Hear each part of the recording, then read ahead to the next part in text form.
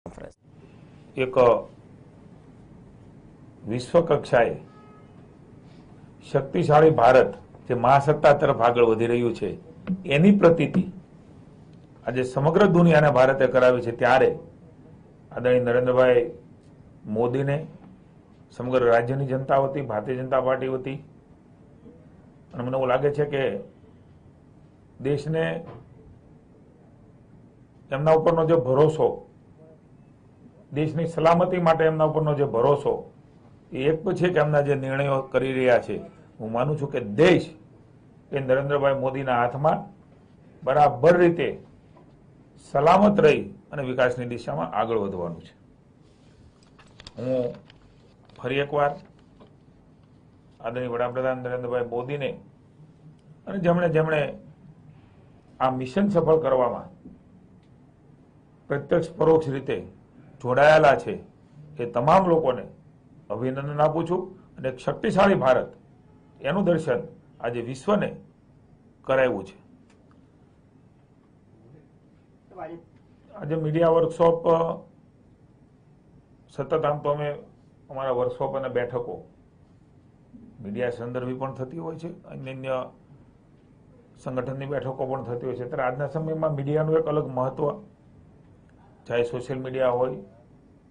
ચાહે electronic print media હોય, Bharatiya Janata party Narendrabhai મોદીનું નેતૃત્વ, વિજયભાઈ રૂપાણીનું નેતૃત્વ, આદરણીય અમિતભાઈ શાહના નેતૃત્વની અંદર સંગઠન જે પ્રકારે કામ કરે છે, તો સંગઠન દ્વારા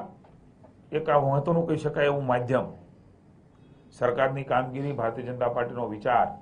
એ જન જન સુધી પહોંચે એ પ્રકારે એક વર્કશોપ વધારે પ્રભાવી રીતે ભાજપનો વાત અને વિચાર મૂકવા માટેનો વર્કશોપની આયોજન થયું। આદરણીય ઓમજી માથુરે એમાં વિશેષ માર્ગદર્શન આપ્યું છે। મને આનંદ છે કે કોંગ્રેસના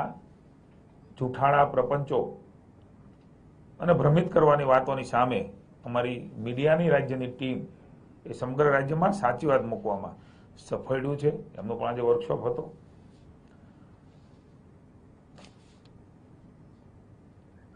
સમગ્ર દેશ પણ જાણે છે, આપ પણ જાણો છો અને અમે પણ જાણીએ છીએ એ પ્રકારે એક ગુજરાતી બૂથમાંથી મંત્રી તરીકે કામ કરી એ વિપક્ષમાં હોય ત્યારે પણ જનતાનો અવાજ, ભાજપનો વિચાર મજબૂત કરવા માટે સંઘર્ષ સમયમાં જે પ્રકારે ભાજપનો વિચાર આ ગુજરાતમાં એમણે મોટો કર્યો,